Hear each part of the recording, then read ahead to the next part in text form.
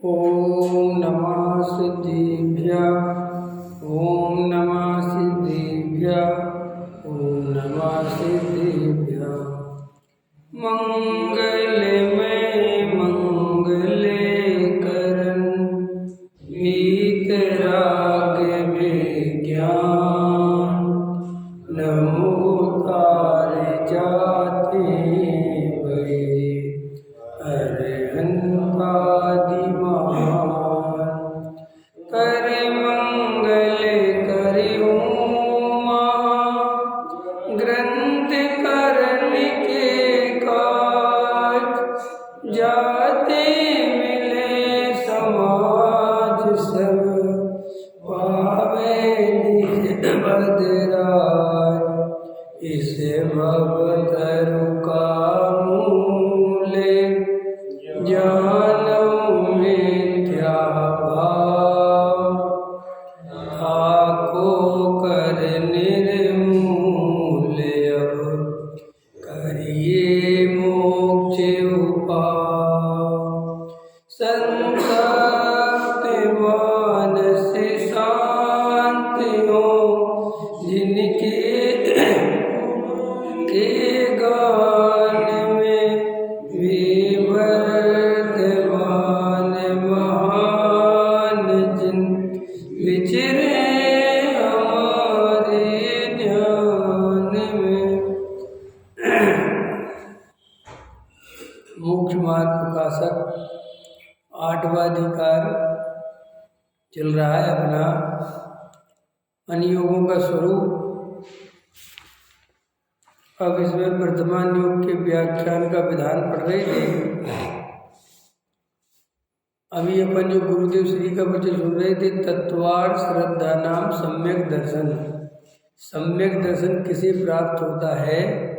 जो तत्वों की यथार्थ श्रद्धा करता है उसे सम्यक दर्शन की प्राप्ति होती है। विपरीत अभिप्राय से रहे। तो किसी ने प्रश्न किया था कि साहब द्रव्यलिंगी मुनि को इतना सब कुछ बाहरे में करता है फिर भी उसे सम्यक दर्शन की प्राप्ति क्यों नहीं होती? तो उसका जवाब था कि वह पुण्य को आदरणीय मानता है। उसको जो अजीब की क्रिया है वो उसका कर्ता धर्ता मानता है। वो जो स्वभाव है उसे धर्म का कारण मानता है। तो ये विपरीतता होने के कारण वो जो उसका बाहरी आचरण है, जो कसाय की मंदता है, वो सब होने पर भी सम्यक दर्शन की प्राप्ति नहीं होती। और जो जीव भले ही ग्रस्त हो, रत्नखंड श्रावकाचार्य में लिखा है, आज से 2000 वर्ष पहले समंत भद्राचार्य का श्लोक है कि द्रव्यलिंगी साधु से सम्यक दृष्टि ग्रस्त उत्कृष्ट है, मिथ्या दृष्टि साधु से ग्रस्त सम्यक दृष्टि उत्कृष्ट है, प्रशंसा के योग है। तो ऐसा प्रश्न आता है कि साहब वो क्यों नहीं हो पाता? तो वो इसलिए ही नहीं हो पाता कि उपादेय बुद्धि स्वभाव में पड़ी रहती है। और कोई गृहस्थ हो, भले ही घर गृहस्थी के काम धंधे व्यापार आदि में लगा हो, पत्नी बच्चे हो, व्यापार आदि हो, लेकिन अगर उसका सात तत्व की श्रद्धा यथार्थ है और उसकी पुण्य में उपादेय बुद्धि नहीं है, आश्रव को ही जानता है, अजीब की क्रिया को अजीब की क्रिया मानता है, जड़ की क्रिया का कर्ता भोक्ता श्रद्धा के लेवल पे नहीं बनता, काय के लेवल पे, तो वो सम्यक दृष्टि हो जाता है। अभी अपन 2-3 दिन पहले से ये चर्चा आपको समझा रहे हैं कि श्रद्धा का और चारित्र का अंतर समझना सीखो। श्रद्धा का और चारित्र का जितनी ज़्यादा ताकत लगाओगे, जितना अंतर ख्याल में आएगा, सम्यक दर्शन उतना सरल हो जाएगा। क्योंकि सम्यक दर्शन श्रद्धा गुण का परिणमन है, सम्यक दर्शन चारित्र गुण का परिणमन नहीं है। अब जैसे ये जो चर्चा आती है कि सम्यक दृष्टि दया दान पूजा भक्ति को उपादेय नहीं मानता, तो वो भावों की बात नहीं है, वो श्रद्धा की बात है। ये हमें अंतर समझ में नहीं आता है। ये अपनी बहुत बड़ी गलती है। सम्यक दृष्टि विषय भोगों की कभी भी वांछा नहीं करता, तो श्रद्धा की बात है। सम्यक दृष्टि को पर पदार्थों में, स्त्री पुत्र मकान में, पैसे में, मकान में, दुकान में कोई भी अपनापन नहीं होता, सुबुद्धि नहीं होती, तो वो श्रद्धा की बात है। अब है वो सब श्रद्धा का कथन और उसे नापते हैं चारित्र में, इसलिए वो सब गड़बड़ हो जाता है।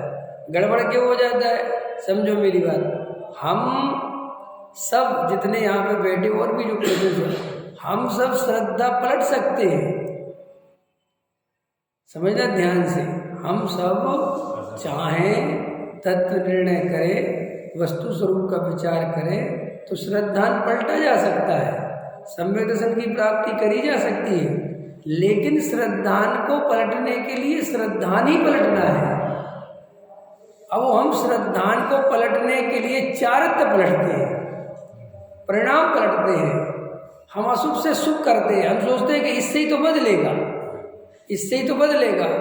अब उससे गड़बड़ होती चली जाती है, गड़बड़ होती चली जाती है, माने उस सारी चेष्टा, शरीर की क्रिया और परिणाम बदलने में लग जाती है और वो श्रद्धा वहीं की वहीं रह जाती है। वो द्रव्यलिंगी मुनि की यही गलती है।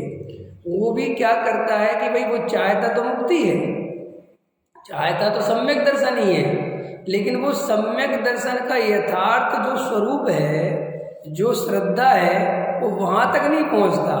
और वो सोचता है कि मैं ब्रह्मचर्य व्रत का पालन करूँगा, मेरी स्त्री नहीं होगी, पत्नी नहीं होगी, मकान नहीं होगा, दुकान नहीं होगा, वनवासी होऊंगा, समझ में आया, मुनिराज बन जाऊँगा, नग्न दिगंबर साधु हो जाऊँगा, तो मेरे सब धर्म हो जाएगा। तो वो बाहर के आचरण में अत्यंत सावधानी रखता है और उस सावधानी को रखते हुए ऐसा मानता है कि मैं जड़ की क्रिया करता हूँ। भाई यहाँ से भूल चालू हो गई, ये मिथ्यात्व हो गया। अब इसलिए उसको संवेदन कैसे होगा? क्योंकि वो जो भूल है वो उस भूल को तो उपादेय मानता है, उस भूल को तो उपादेय मानता है, अच्छा मानता है उस भूल को कि मैं तो बहुत क्रिया देख के करता हूँ, सोच के खाता हूँ, देख के चलता हूँ, ये सब करता हूँ करता हूँ करता हूँ, ये तो मिथ्यात्व है। और वो इस करता हूँ कोई उपादेय मानता है, इसलिए मिथ्यात्व नहीं मिटता। अब जो थोड़े अपन भी हैं तो अपन लोग भी क्या करते हैं कि यही करते हैं कि अपन सोचते हैं कि हम सम्यक दृष्टि कब होंगे? जब हमारे परिणाम सुधरेंगे, जब हमारी क्रिया सुधरेगी, कुछ हमारे जीवन में परिवर्तन तो आना चाहिए। अब मान के चलो वो आपके जीवन में जो आपने कल्पना की है अब वो परिवर्तन नहीं हो रहा है, तो आपको लगता है कि अभी हमें सम्यक दर्शन नहीं हो सकता। तो अपन पूरे जीवन भर वो परिणाम और क्रिया बदलने की चेष्टा करते हैं, नहीं समझ। अब उससे क्या होता है कि वो सम्यक दर्शन हो सकता था लेकिन वो नहीं हो रहा है, क्योंकि ताकत ही गलत जगह लग रही है। किसी को ऐसा लगता है कि अभी हमारे जीवन में आचरण कमजोर है, इसलिए किसी को लगता है हम व्यापार करते हैं इसलिए सम्यक दर्शन नहीं, किसी को लगता है हम घर गृहस्थी में फंसे हैं इसलिए अब ये सब जो मान्यता है ये डबल मिथ्यात्व है, क्योंकि इनके कारण ना मिथ्यात्व होता है और ना इनके कारण सम्यक होता है। हाँ, ये मानना कि मैं ग्रस्त हूँ और मेरे आचरण नहीं है, मैं व्यापार करता हूँ, मैं घर गृहस्थी में रहता हूँ इसलिए मुझे सम्यक दर्शन नहीं होगा, तो ये डबल मिथ्यात्व हो गया। मिथ्यात्व पहले से तो था ही और ये मान्यता और उस पर लाद दी तो डबल मिथ्यात्व हो गया। वो डबल मिथ्यात्व चलता रहता है। इसलिए फिर लोग कहते सब सम्यक दर्शन तो बहुत कठिन है। अरे तो सम्यक दर्शन का स्वरूप तो समझो, मैं किसी का कर्ता धर्ता नहीं हूँ, मैं जड़ की क्रिया से भिन्न चैतन्य तत्व हूँ, ये शरीर आदि मैं नहीं हूँ, ख्याल में है ना। और मेरे अंदर जो परिणाम चलते हैं, जो शुभ अशुभ भाव होते हैं, वे आश्रव तत्व हैं, वे मेरा स्वभाव नहीं है, उनसे मेरा किंचित मात्र भी संबंध नहीं है। ये निर्णय जीव करे तो सम्यक दर्शन होता है, और ये निर्णय श्रद्धा के लेवल पे चाहिए। देखो हम व्यापार करने जाएंगे तो व्यापार के परिणाम होंगे, आत्मा के परिणाम थोड़ी होंगे। जब आप दुकान पे बैठोगे ग्राहक आएगा तो परिणाम तो वही होंगे ना, लेकिन आचार्य कहते इन परिणामों से न सम्यक दर्शन छूटता है और न सम्यक दर्शन होता है, और अपन उन्हीं परिणामों से सम्यक दर्शन छोड़ते या मानते। जैसे देखो अभी आप यहाँ शुभ भाव में बैठे हो, शास्त्र स्वाध्याय में बैठे हो, तो अपने को लगता है कि हम थोड़ा सही चल रहा है, हम अच्छा है। और अभी जैसे ही बाहर जाओगे घर गृहस्थी में लगोगे तो एकदम से अरे धर्म छूट गया। कहाँ धर्म छूट गया?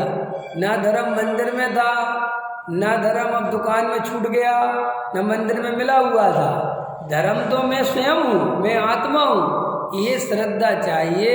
और परिणाम तो दोनों तरह के, जो मंदिर में थे वे शुभ भाव थे, और अभी जो दुकान में हूँ ये शुभ भाव है। क्या अंतर है? जो मंदिर में थे वो कौन से भाव थे, और अब जो दुकान पे आया, तो ये दोनों ही मेरे से भिन्न है। ये जानना है, शुभ अशुभ भाव बदलना नहीं है। क्या शुभ अशुभ भाव से सम्यक दर्शन नहीं है। शुभ अशुभ भाव को अपना स्वरूप मानने से मिथ्या दर्शन, और शुभ अशुभ भाव को अपना स्वरूप न जानकर अपने को ज्ञान स्वभावी जीव तत्व का श्रद्धान, ये सम्यक दर्शन। आप दुकान चले गए, इससे मिथ्या दर्शन नहीं हुआ, और आप मंदिर आ गए, इससे सम्यक दर्शन नहीं हुआ। तो फिर काहे से हुआ कि मंदिर में आए तो इससे अपने को धर्म माना, ये मिथ्या दर्शन, और दुकान पे गए इसलिए मैं पापी हो गया, ये मिथ्या दर्शन। हाँ, हाँ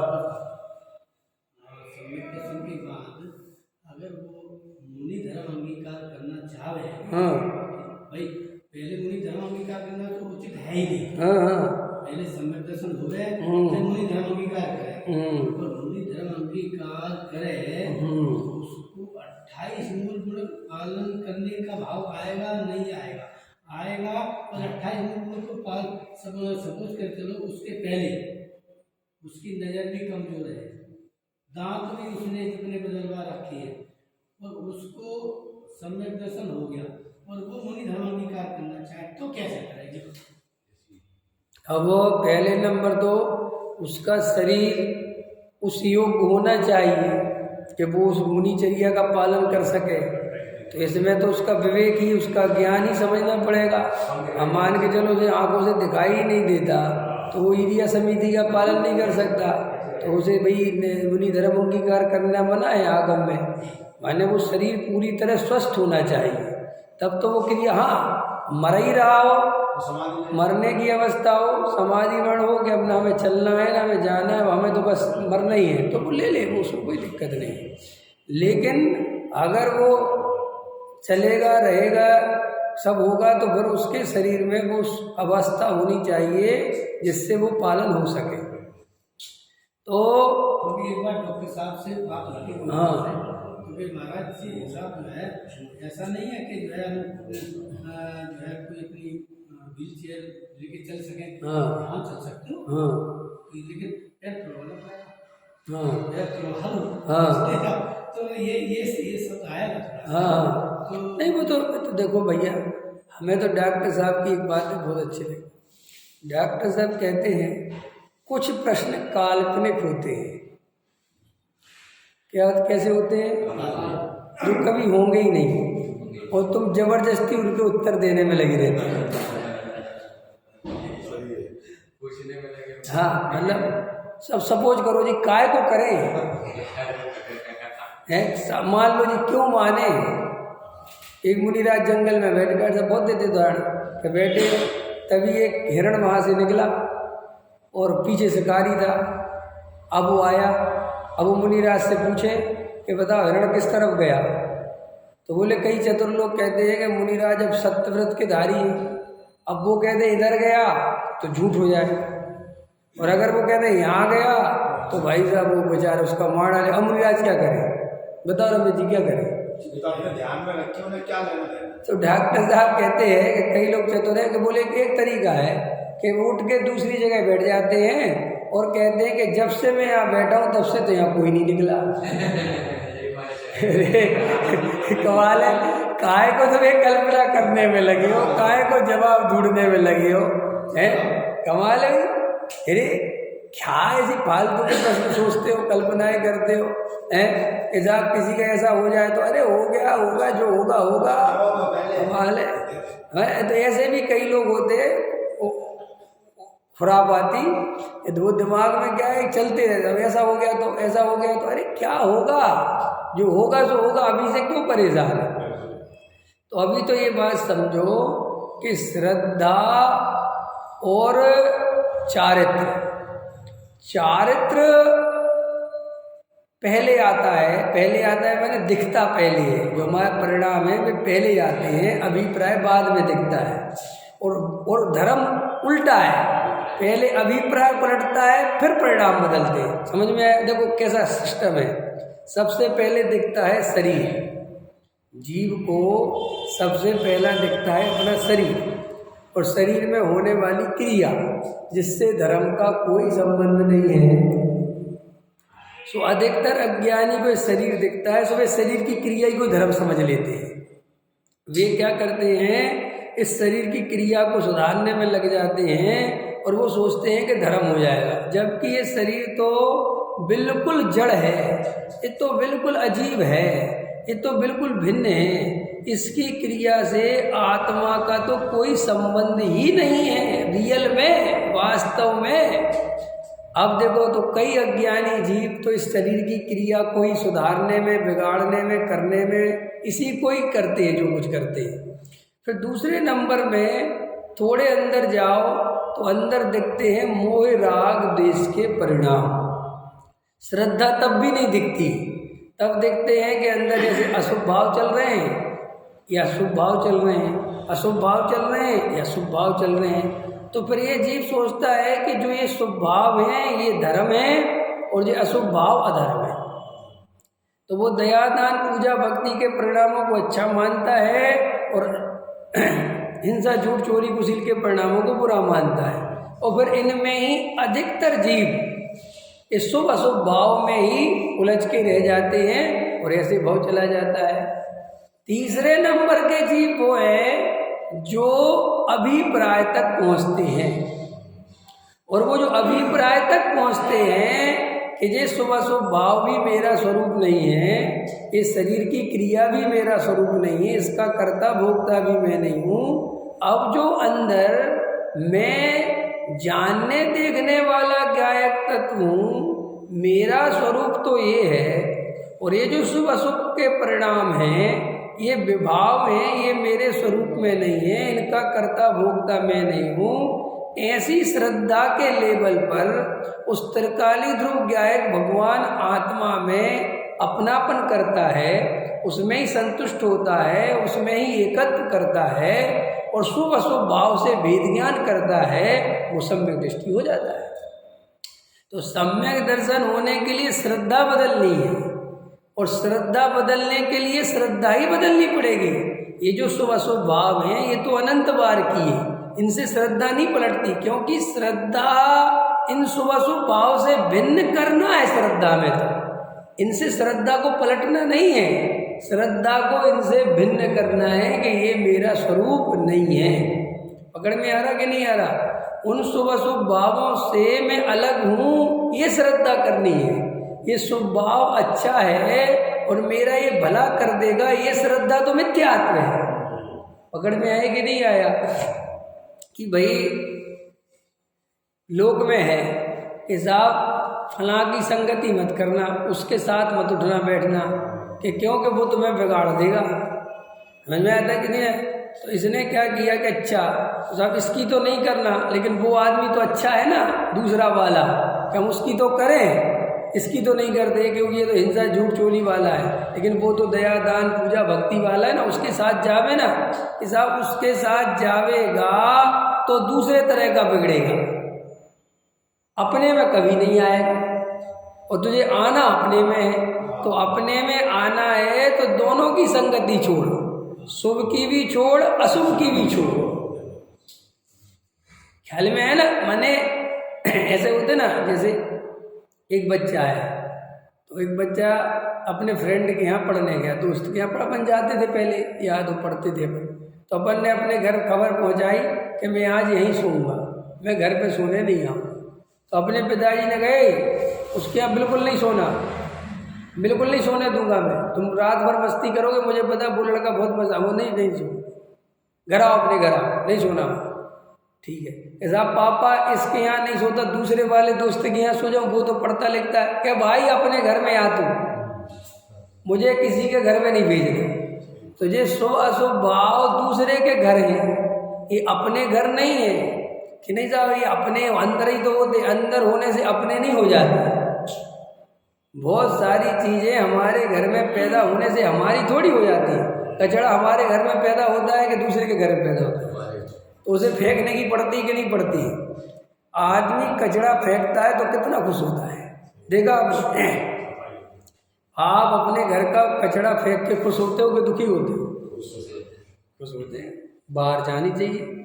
तो आचार्य कहते हैं शुभ अशुभ भाव कचड़े जैसे हैं, ये उपादेय बुद्धि अपनापन करने लायक नहीं है कि नहीं साहब कचड़ा बहुत कीमती है, अरे कचड़ा कचड़ा है, फेंको इसको सब। ये शुभ अशुभ भाव तो गुरुदेव ले रहे थे, समझा रहे थे कि ये शुभ अशुभ भाव दोनों ही उपादेय नहीं है, ये हैं आदर के योग्य नहीं है, आदरणीय नहीं है, उपादेय मानने लायक नहीं है।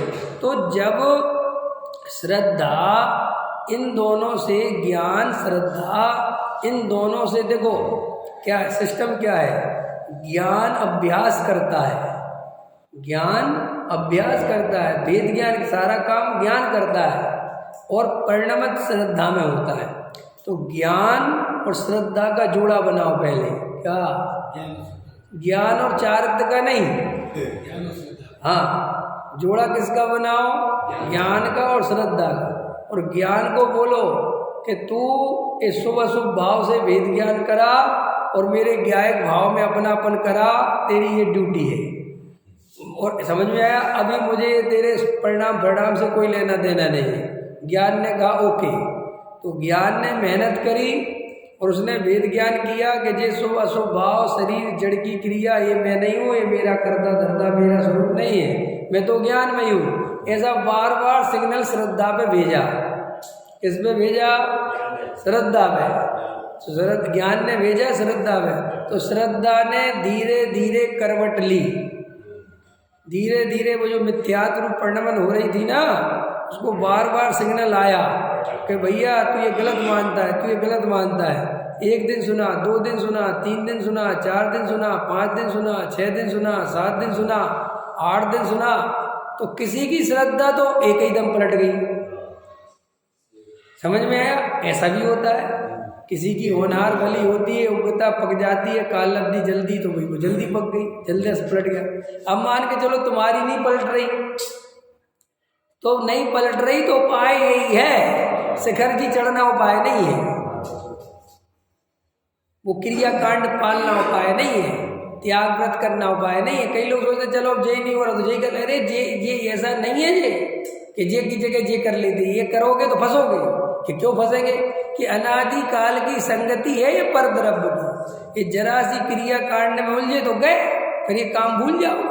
जैसे अपन होता है ना कि हम तुम्हें कोई सिद्धांत की बात समझाने के लिए उदाहरण दे रहे थे, ऐसा होता है, और उदाहरण देते देते उदाहरण में इतना रस आ गया कि अब हम यही भूल गए कि हम सिद्धांत की बात बतानी थी। होता है ना कभी कभी कि अपन यही भूल जाते कि हमने बात इतनी लंबी चौड़ी सुनाई काहे के लिए थी, कि क्योंकि कहानी में तो ऐसे उलझ गए। ऐसे ही हम लोग भी ये जरा सी क्या साहब, हमें तो ये वेद ज्ञान होता नहीं, हमारा तो मन नहीं लगता, हमारा तो उपयोग नहीं लगता साहब, क्या करें, हम तो इसलिए पूजा पाठ में चले जाते हैं, विधान में चले जाते हैं, हमारे यहाँ तो तीर्थ की वंदना पे चले जाते हैं, हमारा तो क्या करें साहब, हम चाहते तो ये सुनो भैया, ये जो तुमने ऑप्शन खोज लिया तो संतुष्ट हो जाएगी परिणति बात, सीधी सी बात है। ये आप देख लेना, 100% देख लेना आप। मैंने कई दफ़े इस पर व्याख्यान किया है कि हमारे पास राग, ताकत, शक्ति, सामर्थ्य सब लिमिटेड है, अनलिमिटेड कुछ भी नहीं है। आप ये मत सोचो कि हमारे पास शक्ति है बहुत है, नहीं है।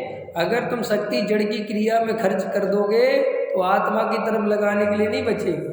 क्यों? कि भाई तुम्हें जो राग, देखो काम तो राग से ही होना है ना, या तो आत्मा का राग आवे, ऐसा राग आवे कि मुझे श्रद्धा पलटनी है, वेद ज्ञान का, या ऐसा राग आवे कि क्रियाकांड पालना है।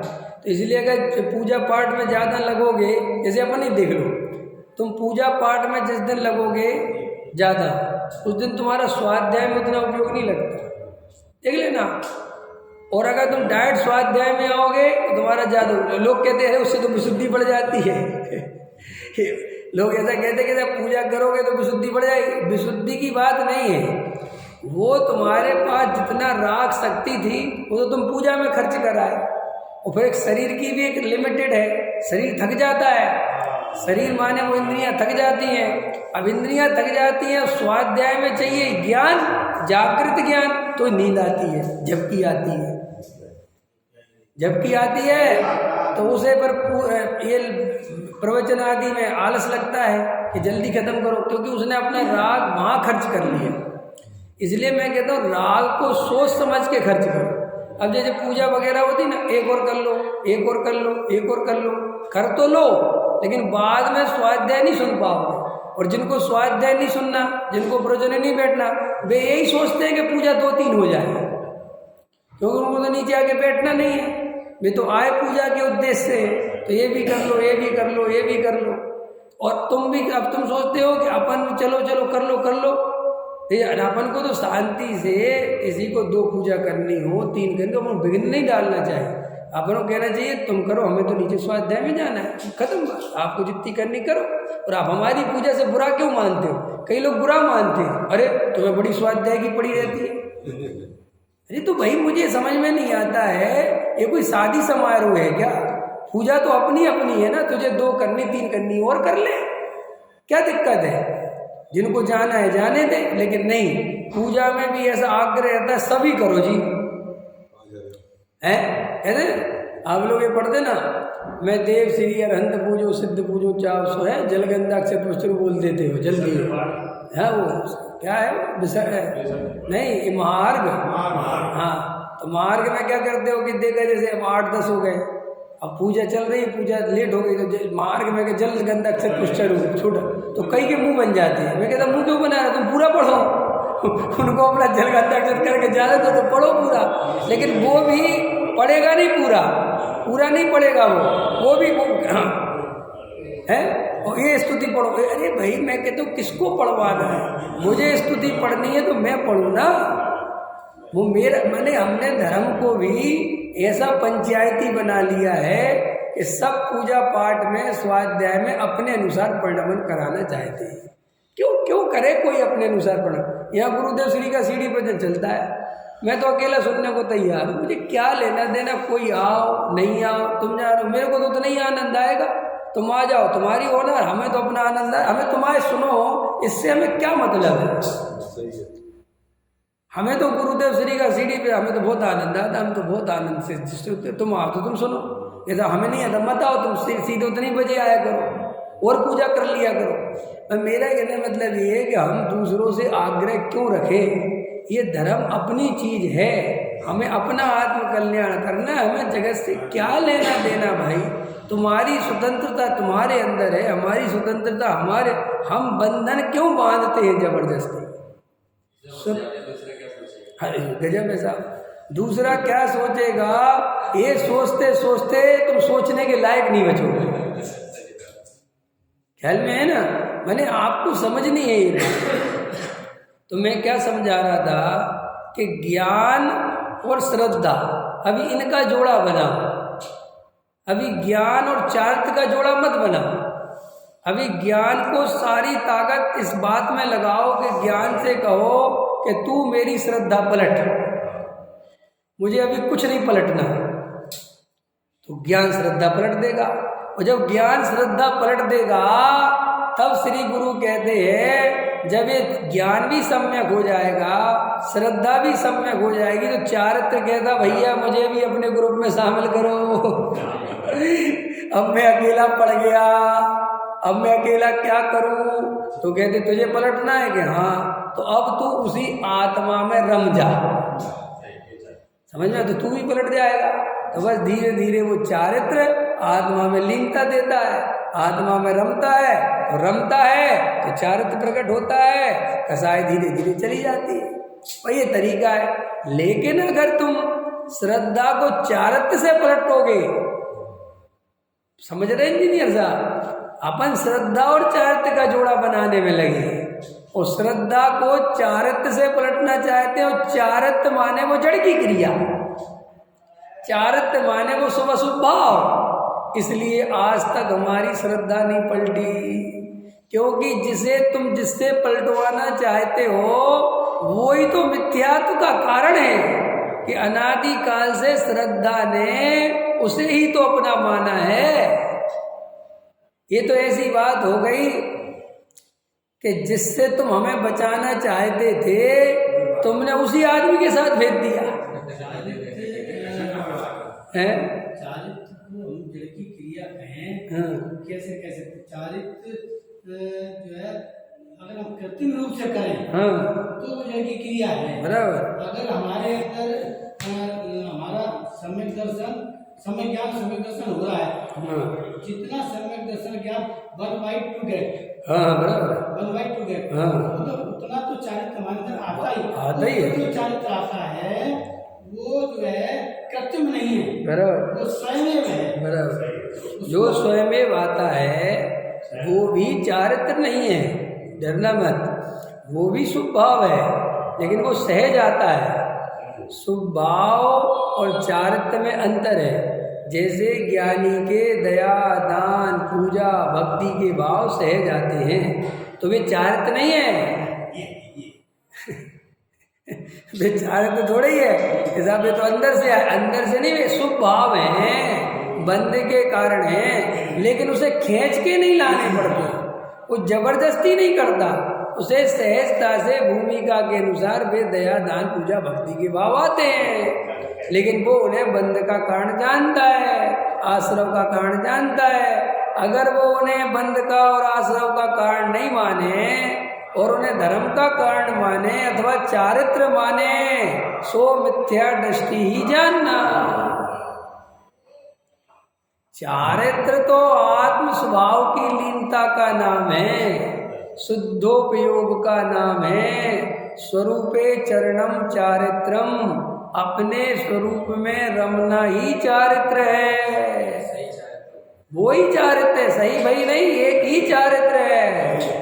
बाकी तो सब चारित्र के नाम पर चलते हैं। कि क्यों चलते हैं? कि वे चारित्र में बाहर में जब अंदर का चारित्र आता है तो बाहर में निर्वृत्ति आती है, तो उस निर्वृत्ति को चारित्र, जैसे केले के छिलके को केला क्यों कहते हैं?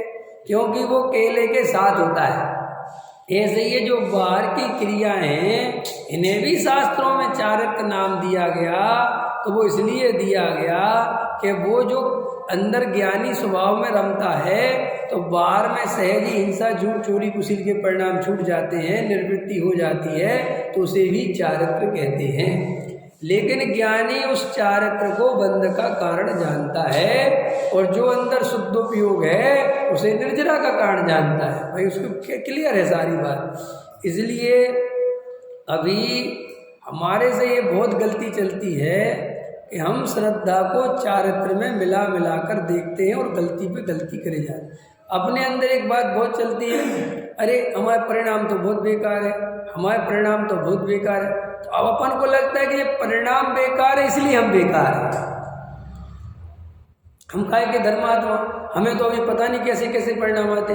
अरे वो कैसे कैसे भी आते हो, वो मेरे से भिन्न है, ये काम करना है। अभी परिणाम कैसे कैसे आते वो छोड़ो, अभी ये मेरा नहीं है, इस पे ताकत लगानी है। और तू कहता है परिणाम कैसे कैसे आते, कैसे कैसे आते, अब कैसे कैसे आते, कैसे कैसे कैसे कैसे क्या। अभी देखो कई लोगों को एक प्रश्न आता है मन में कि साहब ये जो दया, दान, पूजा, व्रतशील, संयम आदि के परिणाम हैं, ये जब अपन रोज सुनते हैं हे हैं उपाधि हैं, तो ऐसा लगता है कि फिर करे ही काय को। और कई लोग तो छोड़ ही देते हैं, है ना, करे काय को, बोलो क्या मतलब, ये सब है हिसाब से।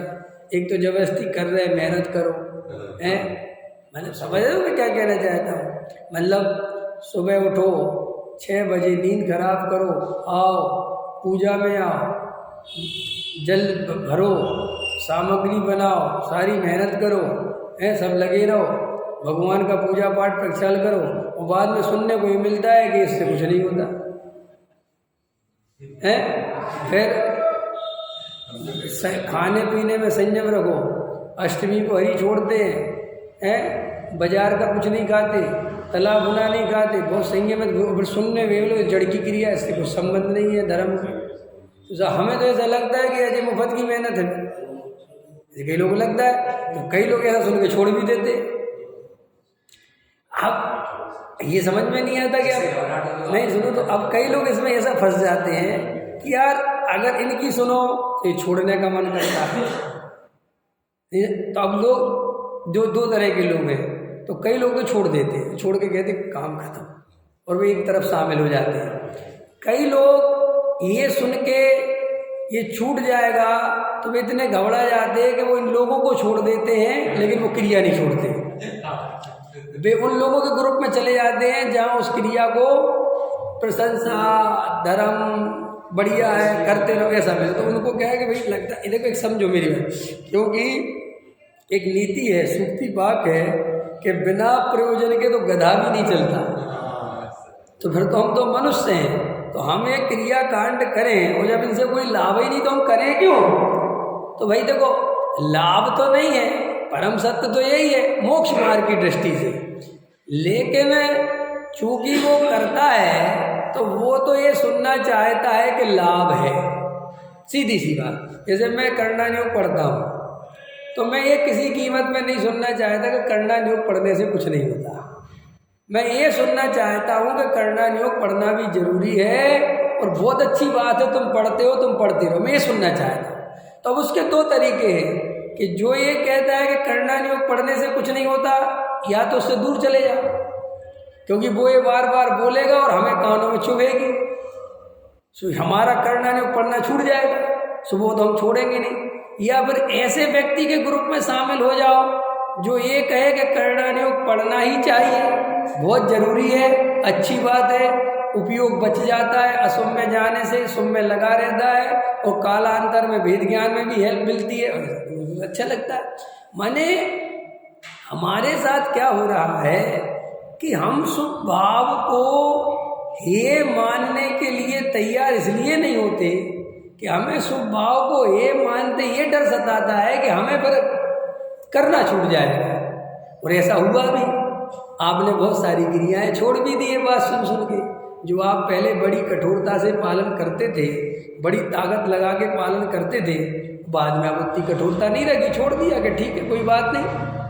ऐसा बहुत होता है ना, पहले अपने अपने जीवन में देख लेना कि पहले कई लोग इतनी कठोरता से नियम पालते थे और अब बाद में छोड़ दिया ये सुन सुन के।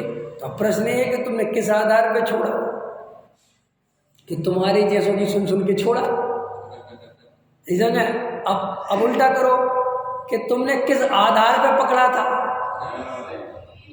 अंत में बहुत इंपॉर्टेंट बात कह रहा हूँ, तुम्हारा आधार दोनों में ही पर था। तुमने किसी के बार बार कहने से पकड़ा था और तुमने बार बार किसी के कहने पे छोड़ा था,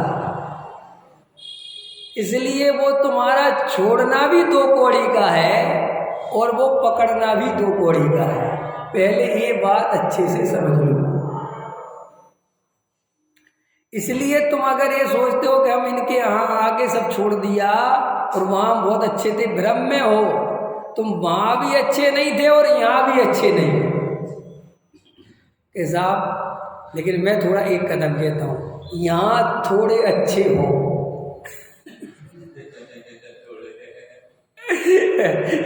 कि क्यों कि सुनो वहाँ इसलिए बिल्कुल अच्छे नहीं थे कि वहाँ तो बिल्कुल जो वस्तु स्वरूप के विपरीत है, जो संसार मार्ग है, जो मोक्ष मार्ग है ही नहीं, वहाँ तो वो स्थिति है। इसलिए वहाँ तो तुम अगर वो क्रिया पालते भी रहते तो भी तुम्हारे कान ये वस्तु का स्वरूप कभी नहीं पड़ता। ध्यान देना, अभी ये जो बात मैं कह रहा हूँ, और तुम यहाँ आके थोड़े बहुत स्वच्छंदी हो भी गए, कहते हैं थोड़ा बहुत तुमने छोड़ छाड़ भी दिया क्रिया, लेकिन यहाँ जो तुम्हें वस्तु का स्वरूप सुनने मिल रहा है, अगर तुमने एक बार इसकी हृदय से सच्ची श्रद्धा कर ली तो मोक्ष मार्ग में पहुंच जाओगे। हाँ तो फाइल बंद हो गई, फाइल खुली है, यहाँ केस चल रहा है, यहाँ जज बैठा है, वकील है, सब चल रहा है, वहाँ फाइल बंद हो गई बिल्कुल ठीक, और ऐसी बंद हो गई कि तुम कभी खुलवाओगे भी नहीं, क्योंकि तुम ही नहीं करवाई है। अभी आपको ऐसी बात समझ में नहीं आ रही, मैं इतनी गहरी बात कह रहा हूँ कि समझ लो, इतनी गहरी बात है कि हजारों मोक्षों की भूल निकल जाए। आज के प्रवचन में जो मैं बोला हूँ 5-7 मिनट, अभी अपन को पता नहीं है। आप ये मत सोचो कि आप कुछ करते हो, आप सब कुछ दूसरे के कहने पर करते हो, और सम्यक दृष्टि खुद के अनुभव से करता, वही अंतर है। इसलिए सम्यक दृष्टि के जो दयादान भक्ति होते हैं वे सच्चे होते हैं, उसको उन्हीं दयादान पूजा भक्ति में उत्कृष्ट जाति का पुण्य बनता है। आप समझ रहे क्या कह रहे हो? देखो सम्यक दृष्टि को कितना पुण्य बनता है, ये भी अपन थोड़ी चर्चा कर लें। जो जीव सम्यक दृष्टि हो तो उसको इतना पुण्य बनता है कि अगर उसको देव गति का बंध हो तो देव गति में वो ऊपर स्वर्गों में जाता है। भूत, पिशाच, व्यंतर, यक्ष, राक्षस ये नहीं होता वो। देखो ये उसके पुण्य में कितनी ताकत है। और जबकि मिथ्या दृष्टि जीव उससे 3 गुना क्रिया कांड पाले तो भी भूत, व्यंतर, पिशाच हो जाता है। और देखो अगर उसने मनुष्य जाति का बंध किया हो सम्यक दृष्टि ने, तो यहाँ राजा, महाराजा, चक्रवर्ती ये होता है। और अगर उसने भोग भूमि का बंध किया हो तो उत्कृष्ट भोग भूमि में जन्म लेता है। अगर गलती से उसे पहले नरक गति का बंध हो गया हो तो वहाँ नरकों में भी उसके ऐसी प्रकृतियाँ होती हैं कि आयु घट जाती है, पहले ही नरक में जाके उसका जल्दी काल समाप्त होकर निकल जाता है। ये सब उसके सम्यक दर्शन के काल में इतना पुण्य की स्थिति बनती है।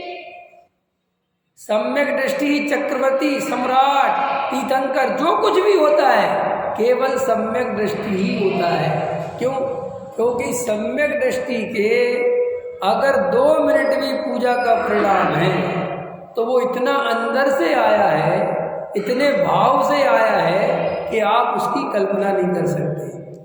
और जो मिथ्या दृष्टि के स्वभाव हैं, हम सबके स्वभाव कैसे हैं? परंपरा से आए हैं, पराधीन है, जबरदस्ती चल रहे हैं।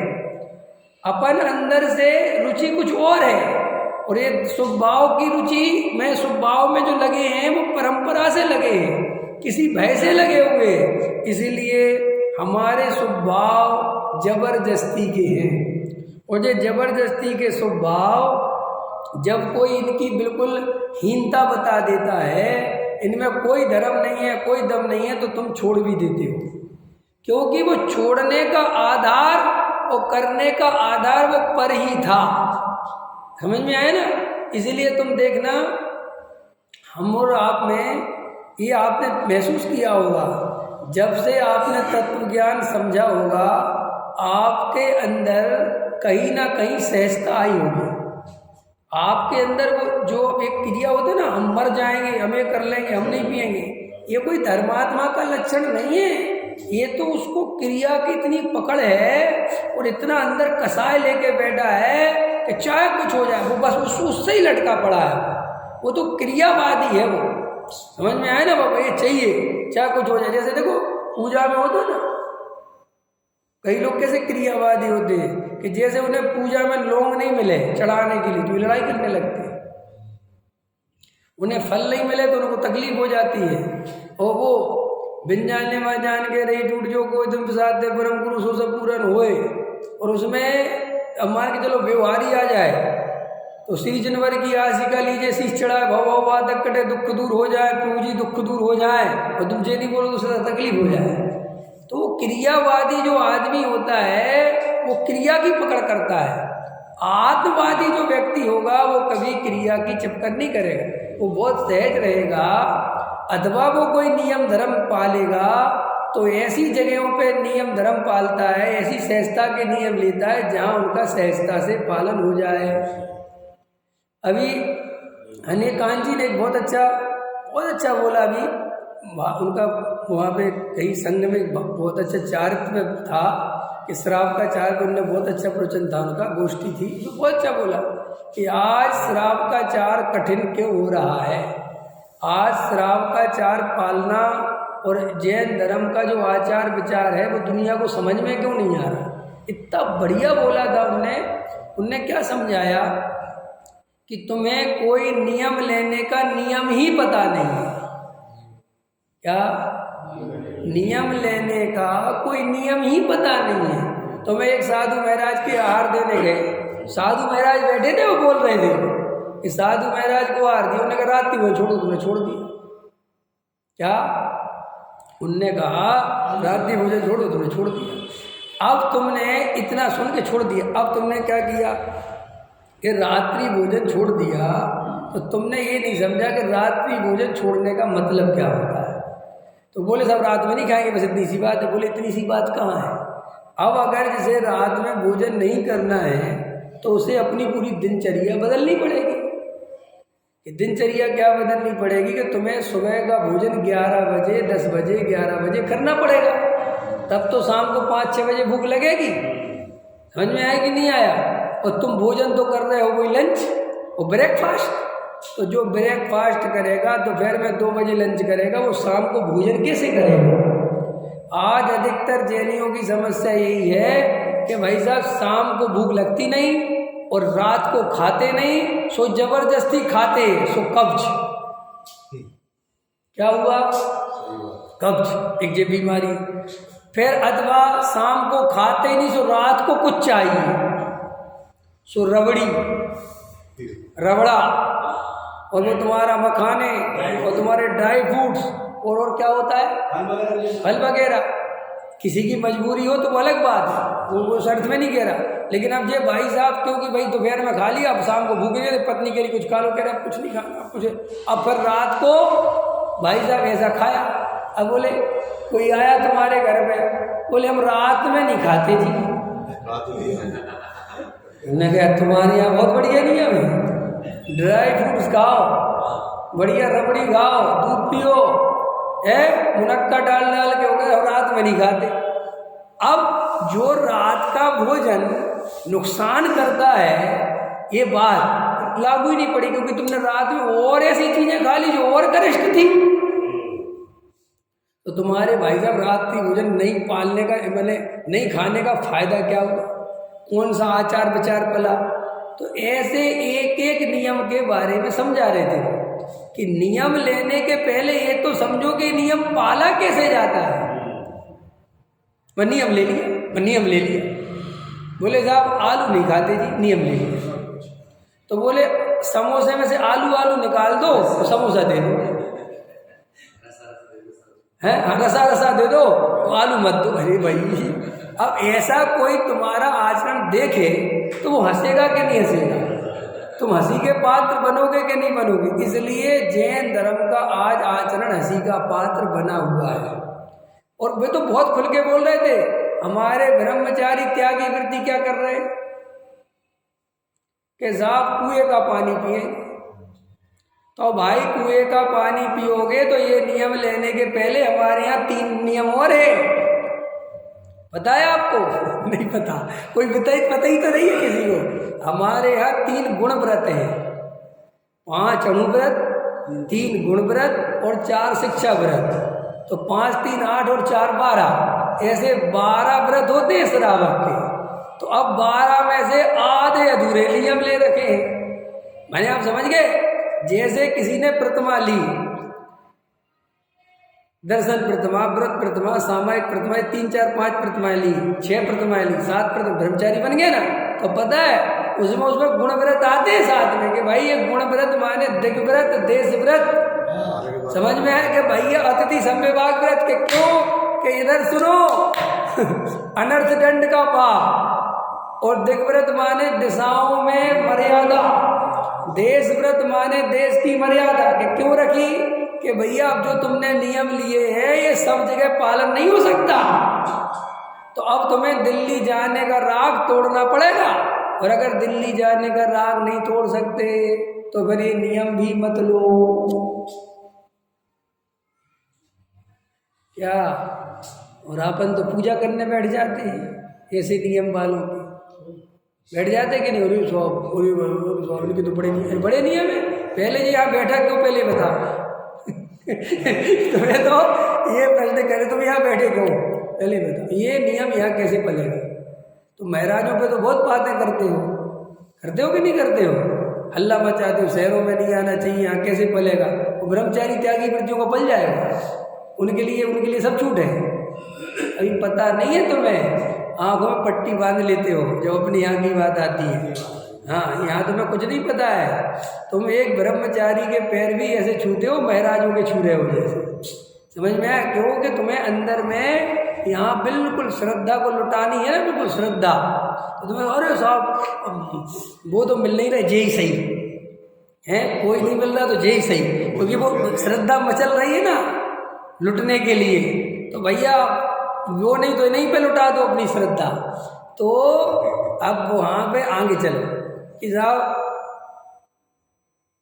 तुम्हारे यहाँ से कोई दूसरा आदमी आया जो जैन नहीं है, तो कोई पढ़ा लिखा आदमी आया, उसने एक गाड़ी देखी और गाड़ी में 10 बर्तन देखे। बर्तन समझ गए? बर्तन, तो उसमें पानी भरा है। उसने गाड़ी देख रही, कही क्या चीज़ है? बोले हमारे यहाँ त्यागी वृत्ति आए, उनका पानी जा रहा है गाड़ी में। तो उनने कहा भैया ये पानी क्यों जा रहा है? कि तुम्हारे यहाँ विश्वास वगैरह पानी नहीं है? कि नहीं साहब वो पानी पीते नहीं। वो कौन सा पीते भाई? बोले कुएं का। तो बोले जी कहाँ से ला रहे हैं? बोले 12 किलोमीटर दूर से। तो बोले जी ये पानी कुएं का क्यों पीते हैं? बोले उस पानी में हिंसा है, बोरिंग वाले। अच्छा, और उसने कहा इसमें? बोले जी हिंसक है। अब जब गाड़ी से जा रहा है और इसमें कितनी हिंसा है कि जी हमारे यहाँ कुछ नहीं पता। अब तुम्हारे ऐसी जो विपरीतता है, तुम्हारे ऐसे आचरण पे कोई लकीर का फकीर तुम्हें कहेगा कि नहीं कहेगा? यार तुम्हारे यहाँ के लोग लकीर के फकीर हैं, कौन से युग में जी रहे हैं? वो कहेगा नहीं, ये बात है कहीं। तो पूरा अनेकांत जी समझा रहे थे कि अभी असली शराब का चार नहीं पालने के कारण इतनी बीमारियां हो रही हैं जैनियों को, क्योंकि बिल्कुल अस्त व्यस्त हो चुका है जीवन। नहीं ना, आपको पता है, और अच्छा समझाए थे, मैं तो अभी कम समझा रहा हूँ। वो कह रहे थे शास्त्रों में संध्याकालीन भोजन विष के समान का, नहीं समझ में आया? संध्याकालीन भोजन विष के समान है, माने जब सूर्य डूब चुका हो, पूरी तरह डूब चुका हो और वो जो अंधेरा सा छा जाता है, उस समय जो भोजन करते हैं वो विष के समान है। हमारे यहाँ संध्याकालीन भोजन नहीं था, हमारे यहाँ सूर्योदय के अंतर मुहूर्त पहले, माने सूर्यास्त 6 बजे होता है तो 5:15 बजे भोजन तुम्हारा निपट जाना चाहिए, तब वो असली है। लेकिन वो तो अपन ही देख लो, अपन क्या करते, अपन तो बस वो जब तक टिमटिमाता रहे, अभी तो है, अभी तो है, अभी तो क्या है, अभी है क्या, पहले बताओ, अभी है क्या, अभी क्या है? और फिर तुम ऐसा सीना चौड़ा करके चलते हो, हम रात में नहीं खाते, हम उसके नंबर बना दे। क्या क्या पागल हो, इसको रात में? अरे जो सूर्योदय के बाद खा लिया, सूर्यास्त के बाद, तो रात में ही तो हो गया, क्योंकि गया सूर्य, यानी साहब उसका प्रभाव रहता है थोड़ा थोड़ा है। फिर तो भैया तुम्हें जो मानना हो मानो, लेकिन तुम्हारा धर्म तुम्हारे इस आचरण से बदनाम ही होगा। असली नियम पालने का जो मतलब है वो तो सुबह 11 बजे भोजन करे और शाम को 5 बजे भोजन करे, बस तब जाके वो कह सकता है, और उसका स्वास्थ्य भी ठीक रहेगा, उसको भूख भी बढ़िया लगेगी। लेकिन तुमने अपना जीवन तो जी रहे हो अंग्रेजों की तरह। अपने हिंदुस्तान में पहले ब्रेकफास्ट नहीं होता था। और फिर दूसरी बात, जो अजैन हैं वे दोपहर में 1-1:30 बजे भोजन करते हैं, फिर वे रात को 8 बजे करते हैं, उनका ठीक है, उनका जो गैप चाहिए, जो सिस्टम उनका बिल्कुल ठीक है।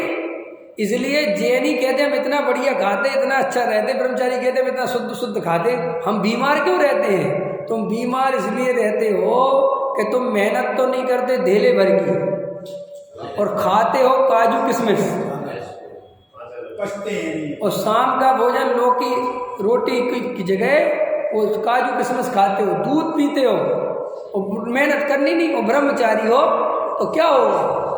ये सर्दी जुकाम, ये खांसी, ये पेट में कब्ज, ये सबको बनी रहती है। क्योंकि अपन अभी ऐसा बोलना नहीं चाहिए मुझे, मैं फिर भी बोल देता हूँ। मैं ये अपने मन से नहीं कह रहा हूँ। जाके तुम तो जहाँ देख सको, चाहे अपने घर में देखना हो तो अपने देखना, बाहर देखना हो तो बाहर देखना। तुम 2-4 दिन त्यागी वृत्तियों के साथ रह के आओ, देखो तुमसे ज़्यादा गरिष्ठ भोजन करते हैं कि तुमसे हल्का भोजन करते हैं, देख के आओ। और समाज उन्हें कैसा भोजन कराती है, क्योंकि कोई दाल रोटी खिलावे तो उस आदमी की बदनामी, जो एक प्रॉब्लम हो। जैसे मेरे घर कोई आवे तो मैं दाल रोटी खिला दूँ तो मेरी इज्जत, अरे उनने तो हमें दाल ही रोटी खिलाई। सो भैया दुनिया भर के ड्राई फ्रूट्स रखो, दुनिया भर का सामान रखो, अब जबकि वो उसके योग्य है ही नहीं वो आहार। दूध नहीं पीना चाहिए। अरे मैं कह रहा हूँ ना, दूध का गरिष्ठ भोजन नहीं कर सकते, क्योंकि गरिष्ठ भोजन से बीमारी पड़ेगी, क्योंकि उतनी मेहनत है नहीं। हम सब भी, हमारे सब में भी अपने को अगर मेहनत नहीं है तो भोजन बहुत हल्का करना चाहिए। तब तो तुम्हारा सम्यक आचरण के, अभी आचरण के नाम पर यही तो हो रहा है कि शाम को भोजन नहीं करेंगे, एक आसन करेंगे। अब एक आसन करेंगे तो सुबह ही 2 आसन का भोजन कर लिया, तो भैया 2 आसन का भोजन चला गया पेट के अंदर, तो पेट का क्या होगा? तो ये सब क्यों हो रहा है? अभी पूछो तुम मुझे से क्यों हो रहा है? ये सब सम्यक ज्ञान के अभाव में हो रहा है। ये सब स्वाध्याय नहीं करते, वस्तु का स्वरूप नहीं समझते। महाराज वगैरह भी, साधु संत भी, सच बताओ ना, मेरा तो सबसे पहले एक ही बात है कि जितने भी साधु संत हो जिनसे जनता नियम धर्म लेती है, सबसे पहला नियम साधु को लेवाना चाहिए कि स्वाध्याय करते हो कि नहीं। पहले अगर वो कहे कि स्वाध्याय नहीं करता तो सब नियम बाद में। सबसे पहले व्यवस्थित 1 घंटे स्वाध्याय करेगा तो आहार लूंगा। और अगर इस रास्ते पे समाज चले, स्वाध्याय के रास्ते समाज को चलाया जाए, तो गारंटी से जैन समाज वापस सही ट्रैक पे आ सकता है। लेकिन तुम ये छोटे छोटे नियम, रात में मत खाओ, आलू मत खाओ, ये तो भाई स्वाध्याय के बिना वो समझेगा क्या?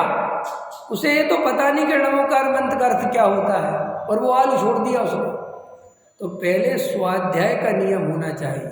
मेरा तो अपना खुद का यही है कि कोई भी मुझे नया से नया मिले, कोई भी मिले, मैं तो कहता हूँ ये स्वाध्याय करते हो क्या कि नहीं करते, तो बस स्वाध्याय करो। ये सुनना मात्र भी ठीक नहीं है, पढ़ो, खुद स्वाध्याय पढ़ो। कई लोग ऐसा भी प्रश्न पूछते, सबसे पहले क्या पढ़े? मोक्ष मार्ग प्रकाशक पढ़ो, लघु जैन सिद्धांत प्रवेश का पढ़ो, 6 ढाला पढ़ो, तत्वार्थ सूत्र पढ़ो, रत्नकर्ण श्रावकाचार पढ़ो, लेकिन सबसे पहले मोक्ष मार्ग प्रकाशक पढ़ो।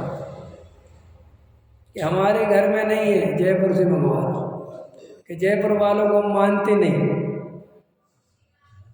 तो फिर जहाँ मिले वहाँ से मंगवा लो, लेकिन मंगवा लो, यही पढ़ना पड़ेगा। और मोक्ष मार्ग प्रकाशक कोई जयपुर वालों का नहीं है भाई, ये पंडित टोडरमल जी साहब का है।